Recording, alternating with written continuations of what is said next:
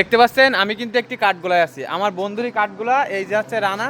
এখানে কিন্তু বিভিন্ন ধরনের কাঠের আসবাবপত্র তৈরি করার কার্যক্রম চলে। এই যে দেখতে পাচ্ছেন যে কাজ করছে একজন। এটা কি করছো তুমি? এটা সুপার, ওই যে পেছনে যেভাবে হেলান দেয় ওর কাজ চলছে। আর এই দেখো এখানে একজন কিন্তু মেশিন লাগাচ্ছে। এখানে বিভিন্ন ধরনের আর কি আসবাবপত্র কাজ করা হয়।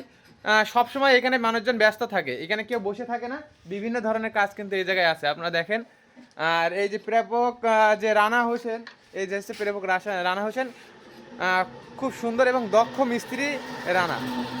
আপনাদের যদি কারোর কোনো কাঠের আসবাবপত্র প্রয়োজন হয় বানানোর, তাহলে রানার সাথে যোগাযোগ করতে পারেন। এটা কিন্তু অবস্থান সাদিপুর বেলতলায় এই কাঠ দোকান। কাঠ দোকানের নাম হচ্ছে আবদুল্লাহ রাফিন নিউ ফার্নিচার।